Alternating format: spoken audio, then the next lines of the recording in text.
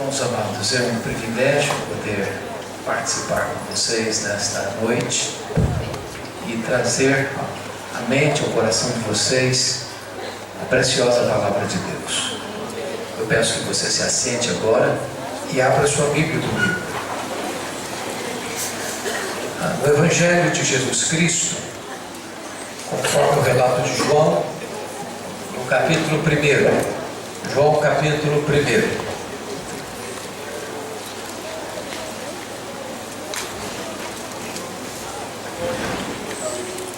Nós vamos ler do verso 1 ao verso 14. E eu peço que a partir de agora você não feche mais sua Bíblia. Eu preciso que você acompanhe comigo a exposição desse texto. Mas antes da leitura, é muito importante entender algumas coisas. Primeiro, o Evangelho de João é a obra mais importante da história da humanidade. Nenhum livro jamais foi tão traduzido para outros idiomas e tão largamente distribuído na história do mundo do que o Evangelho de João. Já passam de 4 bilhões de exemplares. O Evangelho de João foi escrito no final do 1º século, quando todos os apóstolos, exceto João, obviamente, já estavam mortos, e mortos pelo viés do martírio. João foi escrito quando os evangelhos sinóticos, Mateus, Marcos e Lucas, já circulavam nas igrejas há mais de 20 anos. João foi escrito para defender a fé cristã de um ataque frontal que quase mina a igreja nos 3 primeiros séculos. Uma heresia perniciosa chamada de gnosticismo. É uma espécie de concubinato entre a fé judaica e a filosofia grega. Todos vocês sabem que desde que Alexandre o Grande dominou o mundo, é que a cultura grega se espalhou. E uma das crenças que os gregos mantinham era do chamado dualismo grego. A matéria para eles era essencialmente má e o espírito era essencialmente bom. Assim, os gregos negavam 3 doutrinas da fé cristã: a criação, a encarnação e a ressurreição. Para eles, se a matéria era má, Jesus não podia ser homem e Deus ao mesmo tempo. Porque para ser homem tem que ter um corpo, e o corpo é físico, material. E se a matéria era má, ele não podia ser bom. Se ele não podia ser bom, ele não podia ser Deus. Logo se começava a negar, no final do 1º século, a gloriosa doutrina da divindade de Jesus Cristo. Então João escreve este evangelho para provar uma tese. Qual tese? Jesus Cristo é verdadeiramente Deus, sem deixar de ser verdadeiramente homem. Ele não deixou de ser Deus ao se encarnar, e ele não deixou de ser homem ao voltar para o céu como Deus. Então João está como que abrindo as cortinas da eternidade, acendendo as luzes e os holofotes no palco da história e revelando para nós o nosso glorioso Redentor. E João nos apresenta o nosso glorioso Redentor assim: no princípio era o Verbo, e o Verbo estava com Deus, e o Verbo era Deus. Ele estava no princípio com Deus. Todas as coisas foram feitas por intermédio dele, e sem ele nada do que foi feito se fez. A vida estava nele, e a vida era a luz dos homens. A luz resplandece nas trevas, e as trevas não prevaleceram contra ela. Houve um homem enviado por Deus, cujo nome era João. Este veio como testemunha para testificar a respeito da luz, a fim de todos virem a crer por intermédio dele. Ele não era luz. Ele veio para testificar da luz, a saber, a verdadeira luz que, vinda ao mundo, ilumina todo homem. O Verbo estava no mundo. O mundo foi feito por intermédio dele, mas o mundo não o conheceu.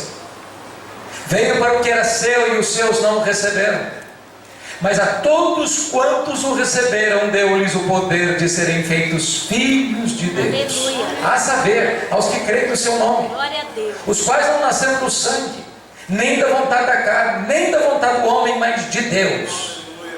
E o Verbo se fez carne e habitou entre nós, cheio de graça e de verdade. E vimos a sua glória, glória como do unigênito do Pai. Amém. Quando João abre as cortinas da história para nos revelar quem é Jesus, ele quase nos tira o fôlego já de início. Quando ele diz assim: no princípio era o Verbo.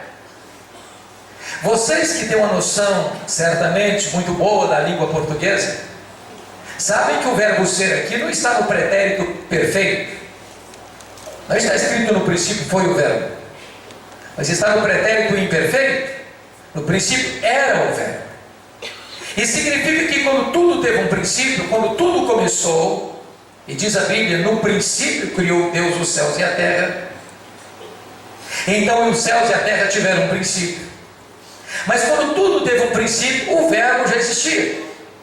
Ele preexiste ao tempo, ele preexiste à história, ele preexiste ao início. E se ele preexiste ao início, ele é eterno. E a eternidade é um atributo exclusivo de Deus.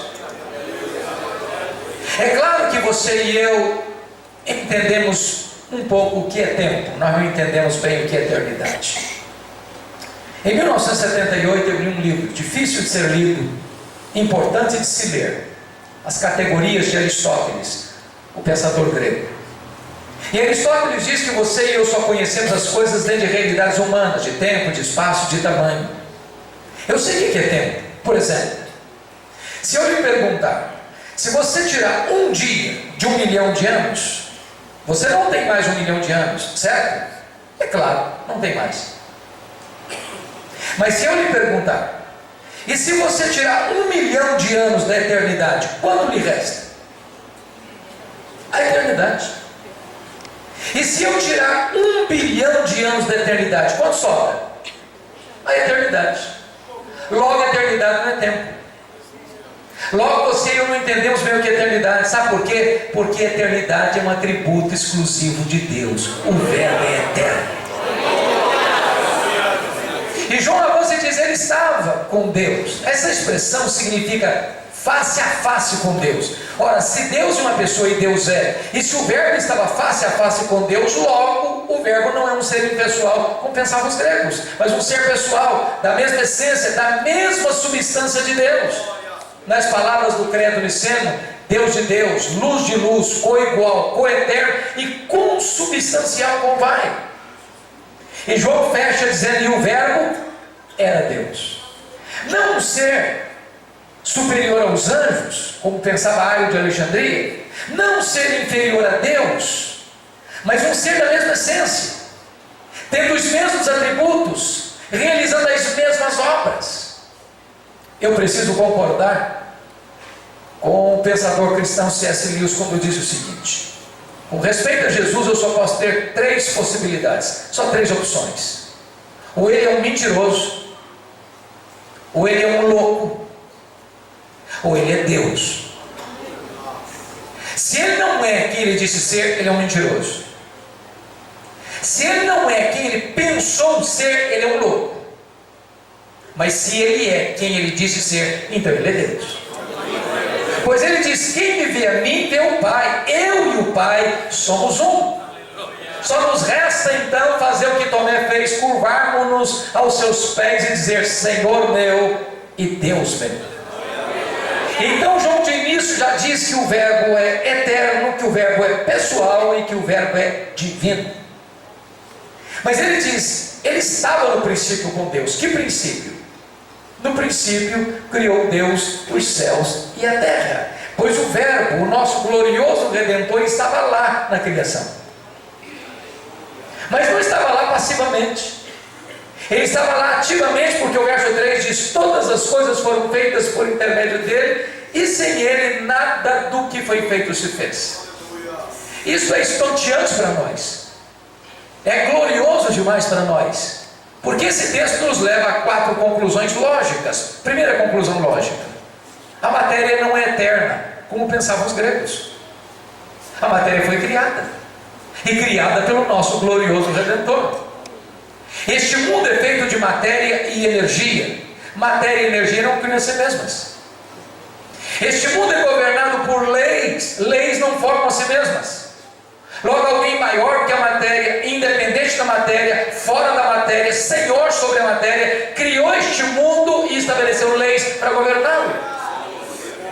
Segunda conclusão: este mundo não é resultado da chamada geração espontânea. A teoria da geração espontânea não está calçada com a verdade. Sabe por quê? O mundo não pariu a si mesmo. O mundo não deu a luz a si mesmo. O mundo não veio à existência por iniciativa própria. O mundo foi criado, e criado pelo nosso glorioso Redentor.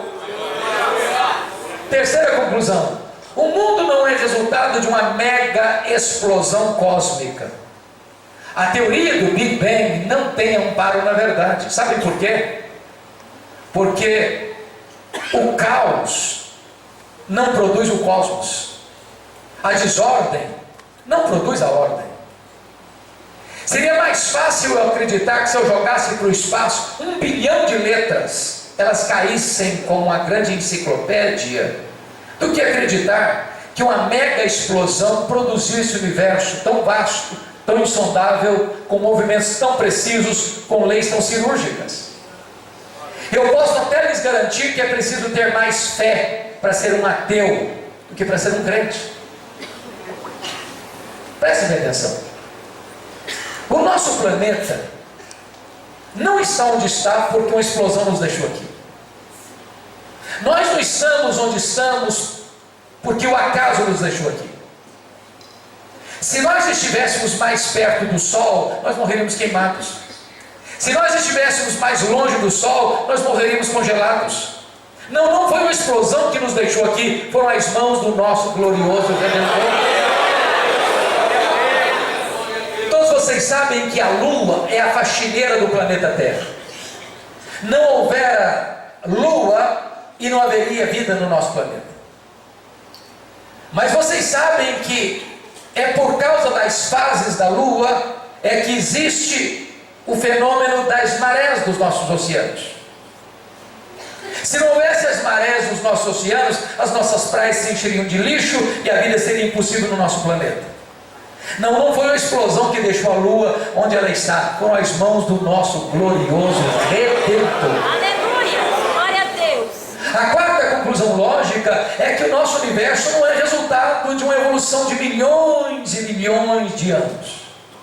Vocês bem sabem que há 160 anos, em 1859, precisamente, Charles Darwin publicava o seu livro A Origem das Espécies em Londres, na Inglaterra.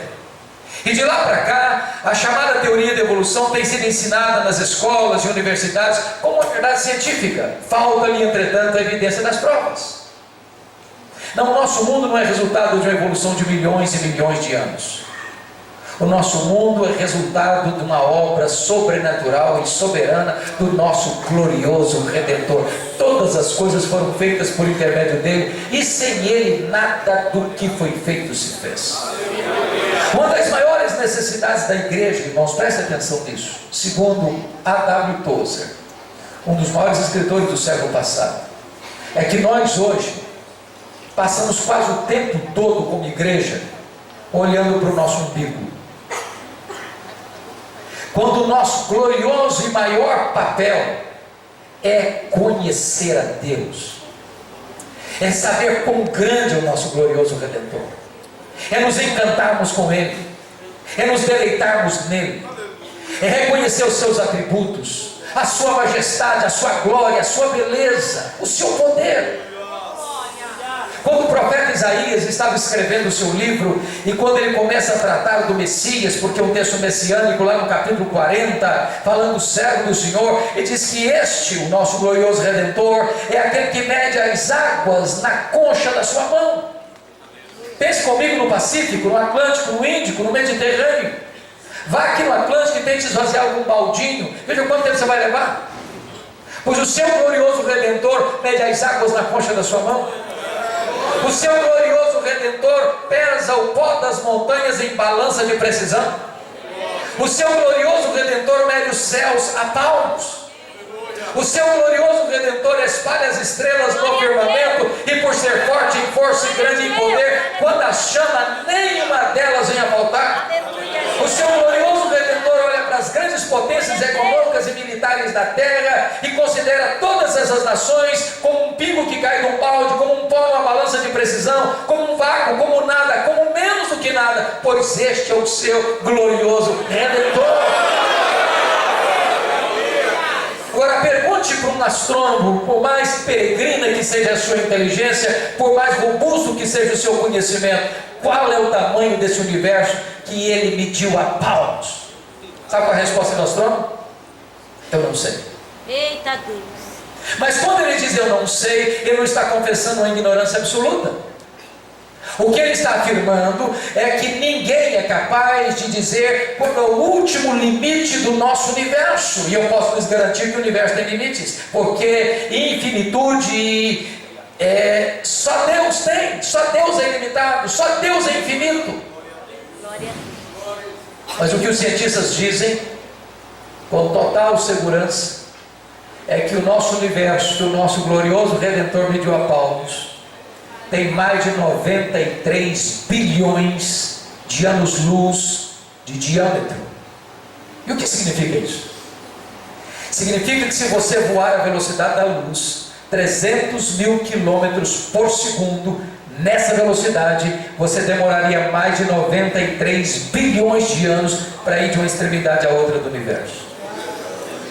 Pois o seu glorioso Redentor é maior que tudo isso.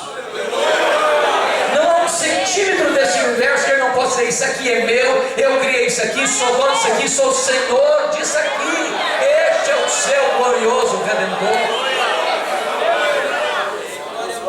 Pergunte ao astrônomo quantas estrelas existem. Sabe qual é a resposta dele? Eu não sei. Mas o que eles já sabem é que o nosso universo tem mais estrelas no firmamento que todos os grãos de areia de todas as praias e desertos do nosso planeta.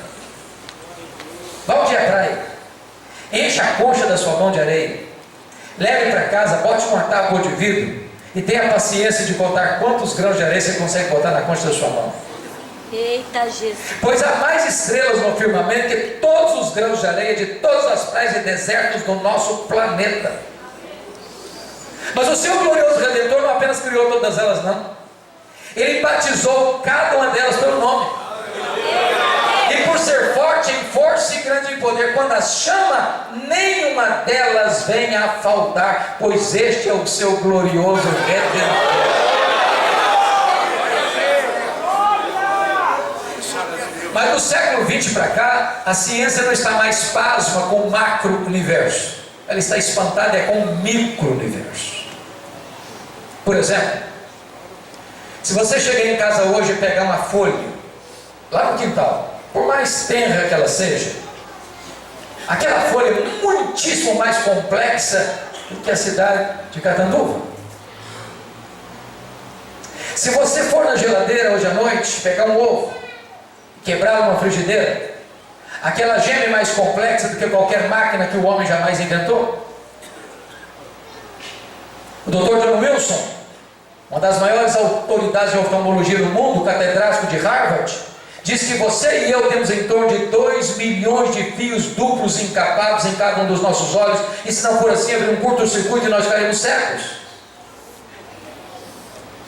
Dr. Marshall Nirenberg, prêmio Nobel de Biologia, fez uma das mais fantásticas descobertas no século passado e descobriu que você e eu somos um ser programado geneticamente.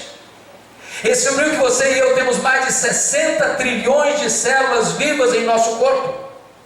Ele descobriu que cada uma dessas células tem 1,70 m de fita DNA, onde estão gravados e computadorizados todos os nossos dados genéticos, a cor dos nossos olhos, a cor da nossa pele e o nosso temperamento. Se você espichar a fita DNA do seu corpo, você terá 102 trilhões de metros de fita DNA no seu corpo. Você terá 102 bilhões de quilômetros de fita DNA no seu corpo. A fita DNA do seu corpo dá para dar diversas voltas no sistema planetário. Dr. Lowe vai afirmar mais tarde que códigos de vida não se originam espontaneamente. Códigos de vida não se originam de uma explosão cósmica. Códigos de vida não se originam de uma evolução de milhões e milhões de anos. Códigos de vida foram plantados em você pelo Deus Todo-Poderoso, Criador dos céus e da terra, e este é o seu glorioso Redentor.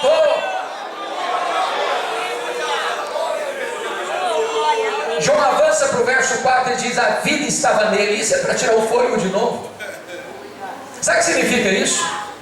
Que tudo que existe no universo, tudo que existe, existe que foi criado. Anjos, homens, animais, tudo foi criado. Mas Ele é autoexistente. Alguém pergunta assim, mas quem criou Deus? Resposta, ninguém. Ele não foi criado, Ele é o Criador. Glória a Deus. Alguém pergunta, mas quando Ele passou a existir? Não, Ele não passou a existir. Ele é o Pai da eternidade. Ele é eterno. Aleluia. Tudo que tem vida porque recebeu a vida dele. Então, se você está aqui nesta noite, se o seu coração está batendo, preste atenção nisso. É Ele quem preserva a sua vida. Nele vivemos, nos movemos e existimos. Se Ele fechar a torneira do oxigênio, a gente cai e vira pó. E João prossegue e diz assim: a vida estava nele, e a vida é a luz dos homens. A luz resplandece nas trevas, e as trevas não prevaleceram contra ela. Sabe o que significa isso? É glorioso. Mas eu nunca vi a luz ter medo das trevas. Por mais trevosa que seja a treva, quando a luz chega, ela tem que ir embora. Não há pecado, não há vício, não há idolatria, não há feitiçaria, não há incredulidade, não há mazela humana, não há nada que resista ao poder da luz que é Cristo.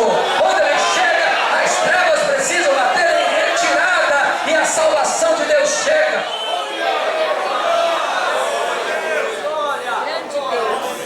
Eu disse para vocês que João escreveu este evangelho para provar uma tese. Qual tese? Jesus Cristo é verdadeiramente Deus. E até agora ele provou essa tese de duas maneiras. Primeiro, Ele é Deus porque tem os mesmos atributos. Ele é eterno, Ele é pessoal, Ele é divino, Ele é autoexistente.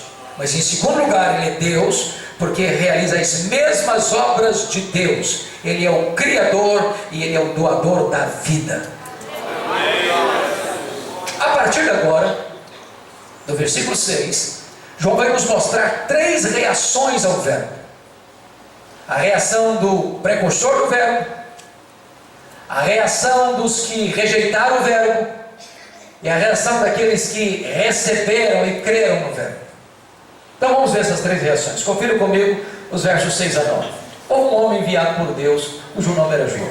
Este veio como testemunha para testificar a respeito da luz, a fim de todos virem a crer por intermédio dele. Ele não era luz, mas veio para testificar da luz, a fim de que todos pudessem nele crer.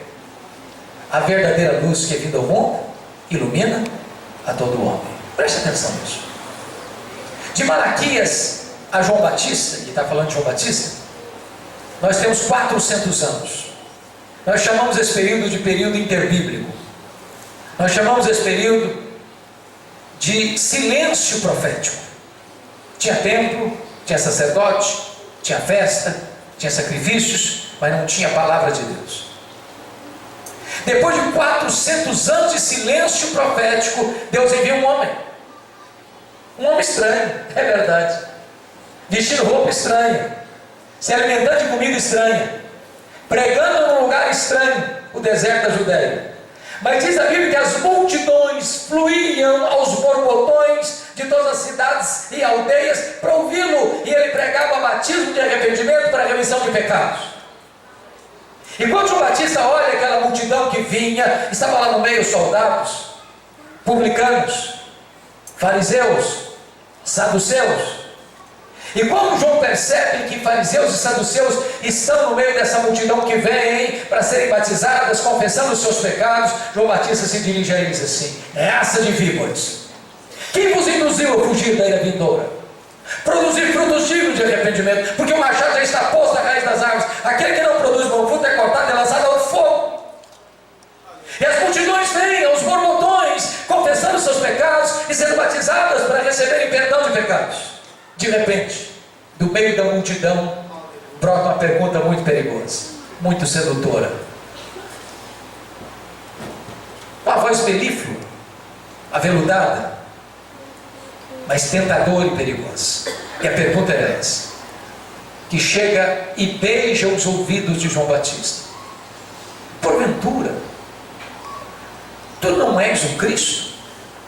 Olha a tentação aí, olha o perigo aí, ou a tentativa de botar um homem no pedestal aí, Eita, de exaltar um homem aí. Eita, Se João tivesse engolido aquela isca, eu podia ter pensado assim: bom, na verdade, pensando bem, eu acho que eu sou um fenômeno. Olha essa multidão aí, tem 400 anos que nunca ninguém viu coisa semelhante. Quem sabe de fato eu não sou o próprio Messias? Mas ele não engoliu a isca, não. glória a Ele Deus. foi categórico e afirmou: eu não sou o Messias. Glória a Deus. Eu não sou o verbo, eu sou apenas uma voz que clama no deserto. Eu não sou a luz, eu vim para testificar da luz, a saber, a verdadeira luz que é vinda ao mundo e ilumina todo homem. Eu não sou o Cordeiro de Deus, eu vim para apontar: eis o Cordeiro de Deus que tira o pecado do mundo. Eu não sou o noivo, eu sou apenas amigo do noivo. Eu batizo com água, mas aquele que vem depois de mim é mais poderoso que eu, e ele vos batizará com o Espírito Santo e com fogo.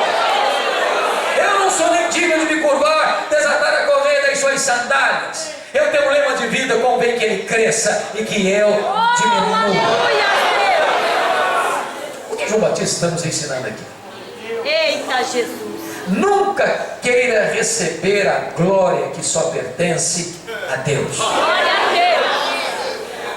Deus não divide a sua glória com ninguém. Glória a Deus. Aleluia. Nunca queira ocupar uma posição de Deus nunca colocou você. Aleluia a Deus. Reconheça que toda a glória pertence ao Filho de Deus. Grande. A segunda reação ao verbo está nos versos, confira comigo, 10 e 11. Preste atenção. O verbo estava no mundo. O mundo foi feito por intermédio dele, mas o mundo não o conheceu. Eu pergunto a vocês: quantas vezes aparece a palavra mundo no verso 10? Quantas vezes? Quantas vezes? 3 vezes. No grego é a mesma palavra: cosmos, cosmos, cosmos. Mas notem que cada vez que ela aparece tem um significado diferente. No mesmo versículo, a mesma palavra. O verbo estava no mundo. Que mundo? O mundo físico material. O mundo geográfico. O verbo estava no mundo geográfico, melhor dizendo. O mundo foi feito por intermédio dele. Que mundo? O mundo físico material. O mundo não conheceu. Que mundo? O mundo das pessoas. Então cuidado ao interpretar sua Bíblia. Porque uma única palavra, repetida 3 vezes, num único versículo, cada vez que a palavra aparece, ela tem um significado diferente. Mas aí chega o versículo 11 e é mais específico: veio para o que era seu, e os seus não receberam. Quem são os seus aí? Os judeus. Por que os judeus não receberam? Por falta de evidência?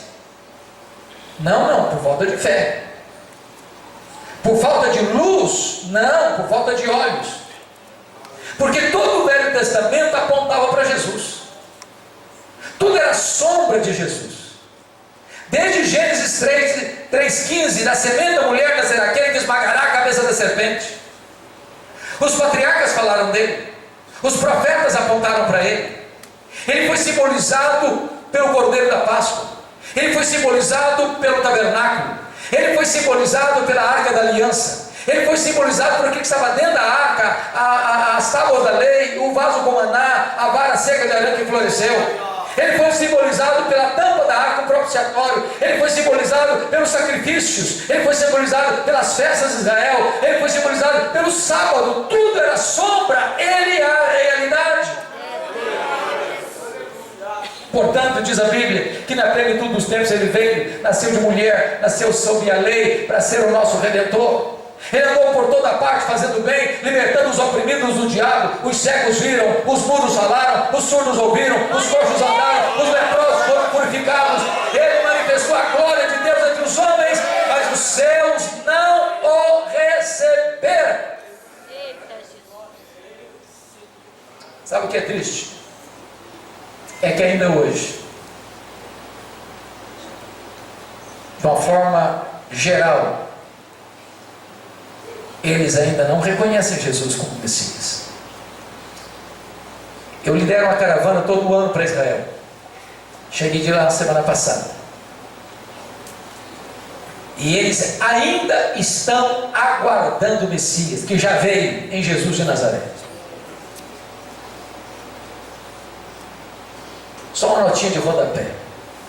Uma das coisas que para mim mais me entristecem, e vocês possivelmente sejam testemunhas disso, é que muitos líderes religiosos e muitas igrejas fazem da viagem a Israel uma verdadeira peregrinação mística. Faltam piores do que foram. Tem gente que traz pedra, como se a pedra de Israel fosse uma pedra mística. Tem gente que traz água do Jordão, como se a água do Jordão fosse alguma coisa sobrenatural. Isso é misticismo. Tem muita igreja no Brasil, irmãos, que estão se judaizando, importando os elementos do culto judaico para o culto cristão, enchendo o altar de objetos que fazem parte do culto judaico e não do culto cristão. É só você ler Hebreus. Por que Hebreus foi escrito? Porque judeus que abandonaram o judaísmo e creram em Cristo, se tornaram cristãos, em virtude da perseguição, estavam de malas prontas para o judaísmo. E aí o autor dos Hebreus escreve o seguinte: voltar para o judaísmo, depois de ter abraçado a Cristo, é apostasia. Porque Jesus é melhor. Jesus é melhor que os profetas. Jesus é melhor que os anjos. Jesus é melhor que Moisés.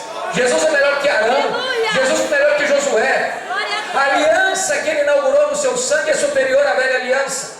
O sacerdócio dele tem uma ordem superior, a ordem de Melquisedeque. O sacrifício que ele fez é superior aos sacrifícios judaicos. Jesus nos basta. Tudo era sombra, ele é a realidade. Glória a Deus. Oh, Deus perfeito, aleluia. Glória. Mas agora, finalmente, irmãos, João vai nos apresentar a terceira reação a partir dos versos 12 e 13. A aceitação do verbo. Notem comigo o versículo 12, que tem aí a mais poderosa conjunção adversativa do Evangelho de João. Quando você for ler sua Bíblia, preste atenção nas conjunções adversativas. Mas, porém, entretanto, todavia, entrementes, porque está contrastando o que foi dito com o que vai se dizer agora. Em virtude da rejeição de Israel, está escrito: mas a todos quantos o receberam, deu-lhes o poder de serem feitos filhos de Deus. A pergunta é: todos quantos? Todos quem? E a resposta é: todos judeus, todos gentios, todos homens, todos mulheres, todos crianças, todos adolescentes, todos jovens, todos adultos, todos velhos, todos ricos, todos pobres, todos doutores, todos analfabetos, todos brancos, todos amarelos, todos pardos, todos negros, todos daqui, todos dali, todos dali. Não importa onde você vem, não importa para onde você vai, se você receber a Cristo, você é feito filho de Deus. Aleluia. Glória a Deus, aleluia. Deus, céu, aleluia. Irmãos amados, ninguém é filho de Deus porque pertence à igreja A ou B. É Jesus. Grande Deus, aleluia, Jesus. Ninguém é filho de Deus porque nasce na família tal. Você é filho de Deus? Claro, meu pai é o pastor da igreja, minha mãe dirige o círculo de oração. Eu ser filho de pastor é uma coisa muito boa. Ter uma mãe de oração é uma benção, mas isso não faz você filho de Deus, não. É Jesus. Você é filho de Deus? Claro, eu sou presbiteriano, sou assembleiano, sou batista, sou metodista, sou congregacional. Pode ser muito bom ser tudo isso aí, mas isso não faz você filho de Deus, não. É Jesus, é verdade, Deus. Para você ser filho de Deus, você precisa nascer de novo. Aleluia. Você precisa nascer da água e do Espírito. Glória a Você Deus. precisa nascer de cima, nascer de Deus. Glória a Deus, aleluia, Jesus. Deus. Agora preste atenção. Você entender o que significa ser filho e filha de Deus cura a sua alma dos complexos. Aqui para nós, só para nós. Tem muito crente, desculpem da expressão, que ao ler caras, Forbes fica com dor de cotovelo. Artistas, jogadores, atores famosos, com seus iates, com seus aviõezinhos particulares, com as suas mansões bonitas, com as suas contas bancárias poupudas, e ele crente, passando uma magrela.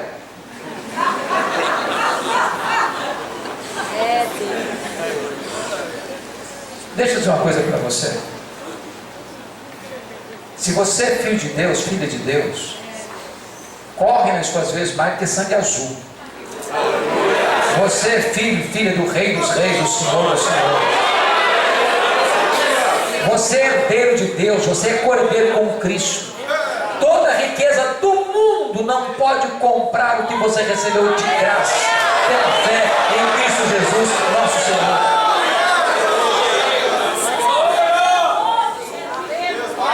Então entenda isso.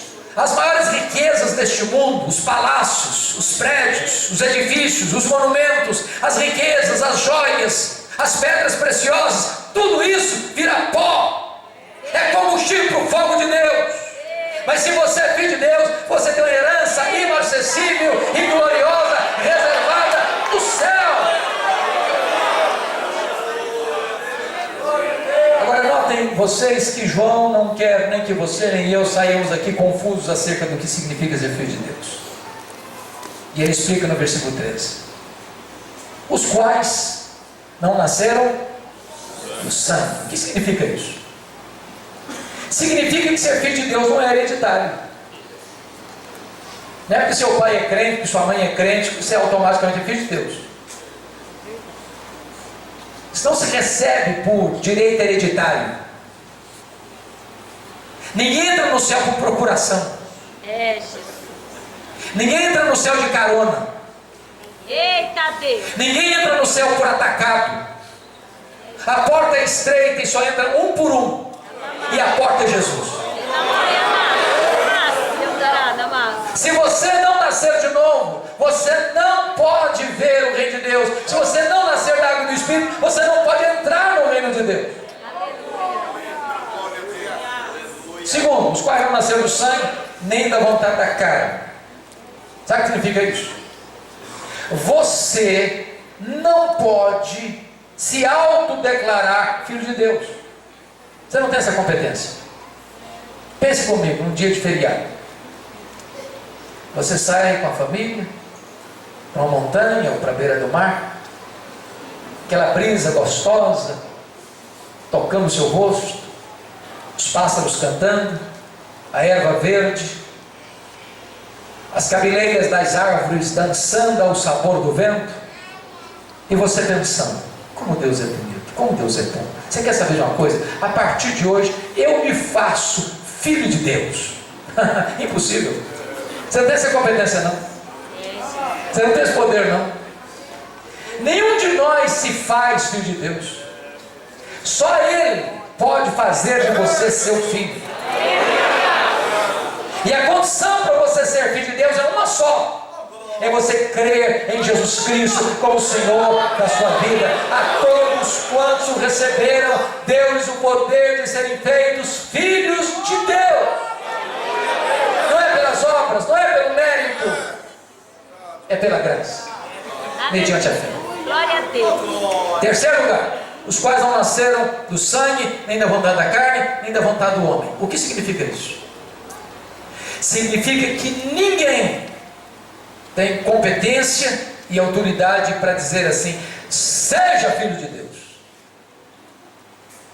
Nem Maria, nem Pedro, nem Paulo, nem os profetas, nem os apóstolos, nem os pais da igreja, nem os reformadores, nem os avivalistas, nem o pastor, nem o missionário, nem o bispo, nem minha igreja, nem nenhum concílio eclesiástico pode dizer: seja filho de Deus. Não, ninguém tem esse poder. Ninguém tem essa competência. A salvação não está na mão da igreja, a salvação está na mão de Deus. É Ele quem dá esse direito. Aleluia, Jesus. E Ele só dá esse direito, e a todo aquele que crê em Jesus, esse poder lhe é dado. Ser feito filho de Deus. Mas, irmãos, João vai concluir, levando-nos para o último versículo. E Atanásio, que foi o grande campeão da ortodoxia no primeiro concílio geral da igreja em 325 em Niceia, derrotando as teses heréticas de Ário, escreve um livro sobre a encarnação. E ele vai dizer, Atanásio, que a encarnação é o maior mistério do cristianismo, e de fato é. Se não, vejamos. Está escrito: e o verbo se fez carne. E a pergunta que eu faço é: que verbo? Que verbo? E a resposta é: o verbo eterno, o verbo pessoal, o verbo divino, o verbo autoexistente, o verbo criador, o verbo que é a verdadeira luz, o verbo que é Deus, o Deus autoexistente, o Deus infinito, imenso, eterno, imutável, onipotente, onipresente, onisciente, transcendente, soberano, maior que tudo quanto Ele criou. Que na linguagem bíblica nem os céus dos céus pode conter. Diz Paulo aos Filipenses que ele se esvaziou a si mesmo. Ele não foi esvaziado, ele se esvaziou. Agora preste atenção nisso. Se os céus dos céus não podem contê-lo, até quando ele se esvaziou? Diz a Bíblia que ele se esvaziou, se esvaziou, se esvaziou, se esvaziou, a ponto de se transformar num zigoto, num embrião, num feto, num bebê que nasce de uma virgem, enfaixada em panos e colocado numa manjedoura. Aquele bebê é o Rei da Glória, o Criador do universo, aquele que sustenta todas as coisas pela palavra do seu poder. E o verbo se fez carne. Mas não habitou longe de nós, não, ele habitou entre nós. Ele vestiu pele humana, ele calçou as sandálias da humildade, ele pisou o nosso chão, ele comeu o nosso pão, ele bebeu a nossa água, ele chorou a nossa lágrima, ele sentiu a nossa dor, ele levou sobre o seu corpo o nosso pecado, ele morreu na cruz em nosso lugar. Mas de que maneira ele veio até nós? Cheio de justiça e juízo? Se ele vier cheio de justiça e juízo, ele teria nos fulminado. Sabe por quê? O melhor de nós, as nossas justiças, aos olhos dele, não passam de tratos de imundícia. Eu fico pensando, pastores e amigos e irmãos, se o melhor de nós não passa de trato, e o pior de nós, o que seria? Eita Deus. Mas ele não veio cheio de justiça e juízo, ele veio cheio de graça e misericórdia. Ele nos pegou depravados, ele nos pegou arruinados, ele nos pegou falidos, ele nos pegou doentes, ele nos pegou mortos nos nossos delitos e pecados, e ele nos transformou, e ele nos limpou, e ele nos lavou, e ele nos regenerou, e ele nos fez novas criaturas, ele nos fez filhos de Deus.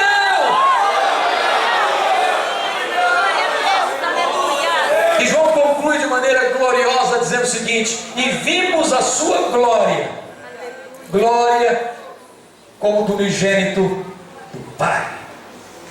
Todos vocês bem sabem que glória não é um atributo de Deus. Nós poderíamos aqui só recordar e refrescar nossa memória, né? Nós falamos que os atributos de Deus podem ser divididos entre atributos comunicáveis e atributos incomunicáveis. Os atributos comunicáveis são aqueles que Deus tem e reparte conosco. Por exemplo, Deus é santo, e Ele diz para nós: sede santos, como eu sou santo. Deus é justo e requer que nós sejamos justos. Deus é misericordioso e requer que sejamos misericordiosos. Ele tem e reparte conosco. Mas há alguns atributos que Deus tem e só Ele tem, e nós nunca teremos, nem agora, nem na eternidade. São chamados atributos incomunicáveis de Deus. Por exemplo, só Deus é autoexistente, só Deus é infinito, só Deus é imenso, só Deus é eterno, só Deus é imutável, só Deus é onipotente, só Deus é onipresente, só Deus é onisciente, só Deus é transcendente, só Deus é soberano. Agora, o que é glória? Glória não é um atributo. Glória é a somatória de todos os atributos de Deus no seu resplendor máximo. Por exemplo, quando Deus mandou mandava um profeta lá no Velho Testamento, via de regra, esse profeta enfatizava um atributo de Deus. Isaías enfatizou a santidade, Amós a justiça, Oséias a misericórdia. Mas quando Jesus vem, ele não vem para enfatizar este ou aquele atributo, ele vem para revelar Deus de forma plena. Sabe por quê? Porque ele era a exata expressão do ser de Deus. Ele era o resplendor da glória. Nele habitou toda a plenitude da divindade fisicamente. Por isso ele pode dizer: quem vive a mim, meu Pai, porque eu e o Pai somos um. E vimos a sua glória, glória como do unigênito do Pai. Bom, quero caminhar para encerrar. Eu disse para vocês que João escreveu este evangelho para provar uma tese. Qual tese? Jesus Cristo é verdadeiramente Deus. Qual a metodologia que João usou para escrever este livro? Provar de duas maneiras: ele é Deus porque tem os mesmos atributos, e ele é Deus porque faz as mesmas obras. Sabe o que é curioso? Ao longo do livro, João vai usar a mesma metodologia. Sabe o que ele vai fazer? João vai selecionar 7 milagres para registrar no seu evangelho. Por que 7? Porque é o número da perfeição. Se ele faz as obras de Deus, logo ele é Deus. Capítulo 2, ele transforma água em vinho. Capítulo 4, segundo milagre, ele cura o filho oficial. Capítulo 5, ele cura o paralítico de Betesda. Capítulo 6, ele multiplica pães e peixes. Quinto, capítulo 6, ainda, ele anda sobre o mar. Sexto, capítulo 9, ele cura o cego de nascença. Sétimo, capítulo 11, ele ressuscita Lázaro. Se ele faz as obras de Deus, logo ele é Deus. Então está aprovada a tese de João. Mas ele usa uma segunda metodologia para provar que Jesus Cristo é Deus. Ele é Deus porque tem os mesmos atributos. Sabe o que João vai fazer? Ele vai pegar um dos textos, João 8,58. Antes que Abraão existisse, eu sou. Eu sou é o grande nome de Deus revelado a Moisés no Sinai. É o Deus Iavé, ou Deus Javé. Só uma notinha de rodapé.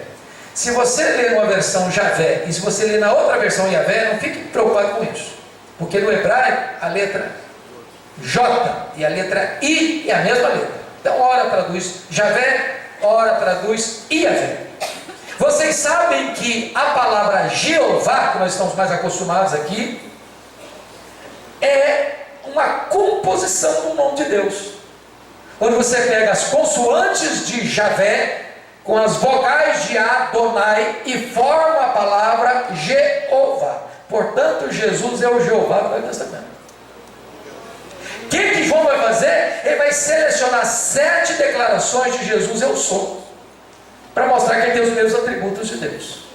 Primeira declaração, João 6,35, eu sou o pão da vida. Segunda declaração, João 8,12, eu sou a luz do mundo. Terceira declaração, João 10,9, eu sou a porta. Quarta declaração, João 10,11, eu sou o bom pastor. Quinta declaração, João 11,25, eu sou a ressurreição e a vida. Sexta declaração, João 14,6, eu sou o caminho e a verdade e a vida. Sexta declaração, eu sou a videira verdadeira. Se Jesus tem os mesmos atributos de Deus, logo ele é Deus.